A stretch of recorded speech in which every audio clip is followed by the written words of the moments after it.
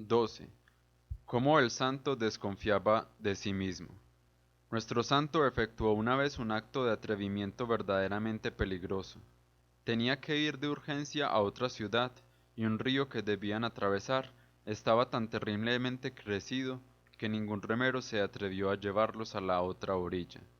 No quedaba otro camino sino atravesar de lado a lado la ciudad de Ginebra, pero esta ciudad estaba en poder de los calvinistas, que odiaban a muerte a los católicos, y que si sabían que este pasajero que llegaba era nada menos que el obispo Francisco de Sales, el que había logrado con sus predicaciones y escritos que 72.000 protestantes se pasaran al catolicismo, seguramente lo iban a despedazar o a quemar vivo.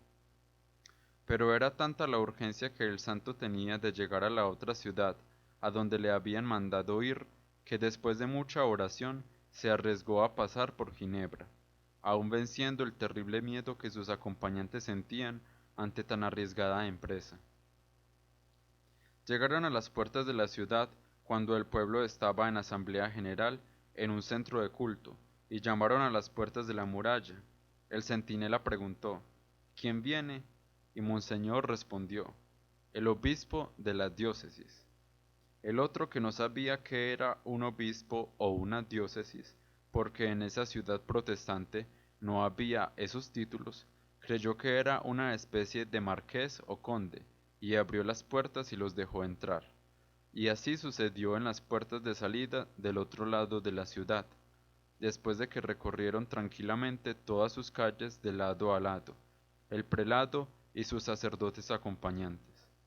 Cuando las autoridades protestantes salieron de la reunión en la cual estaban y supieron quién era el que había pasado de lado a lado su ciudad sin que nadie le dijera nada, estallaron en cólera y pateaban de rabia al pensar que habían tenido dentro de los muros de Ginebra al más brillante y famoso líder católico de ese tiempo, y que se les había ido de las manos sin lograr hacerle ningún daño.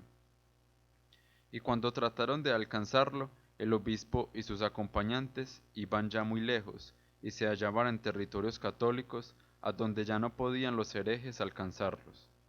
La gente decía que hasta el mismo Calvino, el terrorífico perseguidor de los católicos, el que había fundado la secta calvinista que gobernaba en Ginebra, debió revolcarse en su tumba, lleno de rabia al ver que el hombre que más adeptos le había logrado quitar a su secta y pasarlos al catolicismo, había logrado recorrer toda aquella ciudad calvinista y nada malo le había sucedido.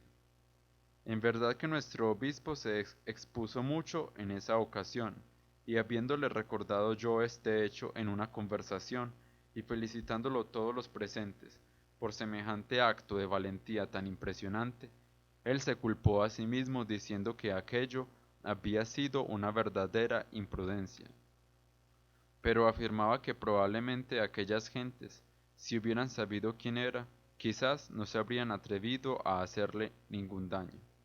Yo le dije, Padre mío, pero si en aquel día esos herejes lo hubieran atacado y lo hubieran despedazado o lo hubieran quemado vivo, hoy tendríamos un mártir más en nuestra santa religión católica. ¡Qué honor tan grande! Pero él me respondió amablemente, ¿y quién puede asegurar que Dios me habría concedido el valor de ser capaz de soportar ese martirio sin renegar de mi fe? Le respondí, pero es que su merced está seguramente resuelto a morir antes que renegar de su fe. Y a estas palabras me dijo una frase que le era muy favorita.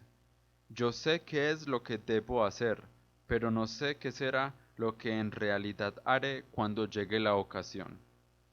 Y no soy profeta para saber qué iré a hacer y cómo me comportaré cuando llegue un momento de gran susto y peligro.